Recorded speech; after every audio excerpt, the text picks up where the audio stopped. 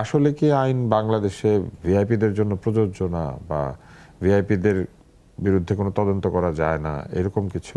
দেখেন, প্রথম কথা হচ্ছে হামের বিষয়ে যদি আপনি আমাকে এক কথায় প্রশ্ন করেন, এটার লাইবিলিটি ইউনিট সরকার নিবে কিনা, আমি বলবো নিতে বাধ্য। They must take the liability. Superior লাইবিলিটিকে বলে, এটাকে বলে। আপনি যে 900 950 আমার শিশু জীবন দিয়েছে, এই জীবনের 908 এই শিশুদের জীবনে পুরো জীবনটা রয়ে গিয়েছিল তার পুরো স্বপ্ন। যদি বয়স্ক লোক ভিন্ন বিষয়, কিন্তু শিশু তার পুরো জীবন, সে অনেক কিছু হতে পারতো, সে ডক্টর মোহাম্মদ ইউনূস হতে পারতো। তাহলে সে যে মারা গিয়েছে, এটার যে গাফিলতি আছে, নেগলিজেন্স আছে, এটা যে কর্তৃপক্ষ, আপনি দেখেছেন আমাদের স্বাস্থ্য উপদেষ্টা, এমন একজন স্বাস্থ্য উপদেষ্টাকে আমরা বানিয়েছি যে স্বাস্থ্য উপদেষ্টা নিজে ছিল একজন ব্যাংকার, এবং যে হচ্ছে নিজেই ক্যান্সারের রোগী, এমন একটা ব্যক্তির স্বাস্থ্য উপদেষ্টা বানিয়েছি আমরা। দেখেছি যে স্বাস্থ্যের যে ডিজি আছে, যেটা 3বার পরিবর্তন করা হয়েছে 1.5 বছরের মধ্যে, কিন্তু টিকা যে গুরুত্বপূর্ণ শিশুদের জন্য দেওয়ার প্রয়োজন, সেটার দিকে তারা কনসার্ন দেয় নেই। এই কনসার্ন না দেওয়ার কারণে আমি মনে করি শুধু লিগেল নোটিশ পাঠাইলে হবে না। যে শিশুরা মারা গিয়েছে, তার বাবা মাকে উচিত এই যে ধরে ধরে যারা এটার জন্য দায়ী, প্রত্যেককে ধরে দিয়ে তাদের বিরুদ্ধে মামলা করা। এই লিগেল নোটিসে কিছু হবে না। এটা দিয়ে একটা লিগেল নোটিস আপনি করবেন, এটা নিয়ে জাস্ট হচ্ছে এটা হয়েছে হবে, আর কিছুই হবে না। একটা লিগেল নোটিসে আহামরি, এটা তো মামলা না।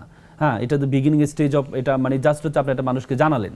এই লিগেল নোটিস দিয়ে কিছু হবে না। বরং যেটা করতে হবে সেটা হচ্ছে এই যে এটা তদন্ত, যেমন আমাদের এই উপদেষ্টা, প্রধানমন্ত্রীর উপদেষ্টা ডাক্তার জাহিদ ভাই তো বলে দিয়েছেন যে অন্তর্বর্তীকালীন সরকারের গাফিলতি নেই, এটা তদন্ত চলমান। তো তাহলে তদন্ত চলমান থাকলে গাফিলতি নেই কীভাবে বুঝলেন আপনি?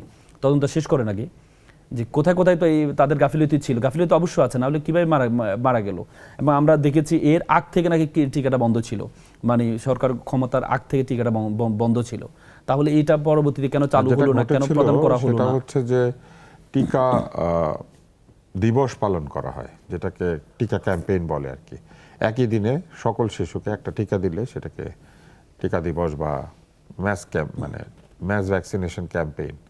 তো সেইটা হওয়ার কথা ছিল 2024-এ, সেটা হয় নাই। এবং এটা আরও আগেই হওয়ার কথা ছিল, 1 বছর পিছিয়ে গিয়েছিল, 23-এ হওয়ার কথা ছিল, সেটা 24-এও হয় নাই। এবং 24-এর ডিসেম্বরে এটা হওয়ার কথা ছিল, কিন্তু সরকার পরিবর্তন হয়ে যাওয়ার কারণে সেটা হয় নাই। কিন্তু পরে অন্তর্বর্তী সরকারও আর এই ক্যাম্পেইনটা করে নাই।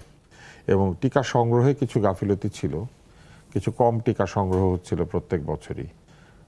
কিন্তু এইবার অন্তর্বর্তী সরকার আসার পরে এটা প্রায় বিপর্যস্ত হয়ে গিয়েছিল, কারণ তারা একটা প্রকল্প HPNSP যেটাকে বলে, এটাকে বাতিল করে দিয়েছিলেন। তো এরকম একটা অবস্থা হলো, কিন্তু তদন্তটা হলো না। এমনকি এই যে অভিযোগগুলি যেগুলো আমি বলছি, এগুলো তো তদন্ত সাপেক্ষ, সেটাও তো হলো না। এটা অবশ্যই আমি মনে হয় রতন ভাই একজন মেম্বার অফ পার্লামেন্ট, ওনাদের কি উদ্যোগ আছে এটা নিয়ে? আমি পার্সোনালি, আমাকে যদি আপনি বলেন, আমি বলবো এটা তদন্ত হওয়া উচিত। যারা এটার জন্য দায়ী তাদের প্রত্যেককে শাস্তির আওতা আনতে হবে, এবং এক্সাম্পলারি পানিশমেন্ট দিতে হবে, যাতে ভবিষ্যতে কেউ যদি শুধু ক্ষমতার মধুটা নিলে তো হবে না, ক্ষমতার মধুর পাশাপাশি ক্ষমতার যে এইগুলো আছে, লুপোসগুলো আছে, সেগুলোও নিতে হবে আপনাকে।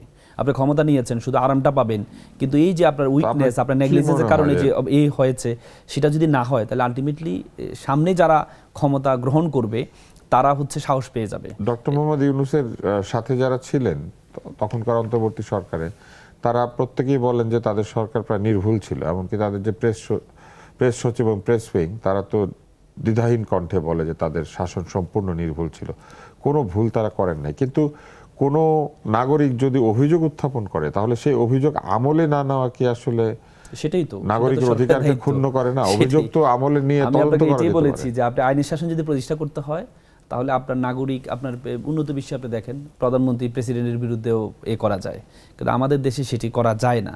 তো সেটি করতে হবে। যেমন আমরা প্রেসিডেন্টের বিষয়ে কি বলেছে, প্রেসিডেন্টকে দায় মুক্তি দিয়ে দিচ্ছে, যে প্রেসিডেন্টের বিরুদ্ধে যিনি সদ্য বিদায়ী প্রেসিডেন্ট, হ্যাঁ, তাকে দায় মুক্তি দিচ্ছে। স্বরাষ্ট্র মন্ত্রণালয় থেকে ডিরেক্ট বলা হচ্ছে যে ওনার বিরুদ্ধে মামলা করা যাবে না। তাহলে ওনার আগের যে অপরাধ, ওনার যে আগের অপরাধের জন্য কেন, যখন উনি প্রেসিডেন্ট ছিল সে অবস্থায় ওনার বিরুদ্ধে মামলা করা যাবে না।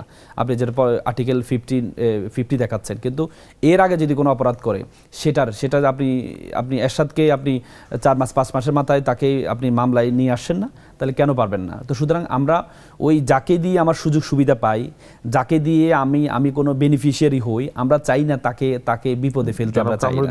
সেক্ষেত্রে আমাদের এটা নিতে হবে।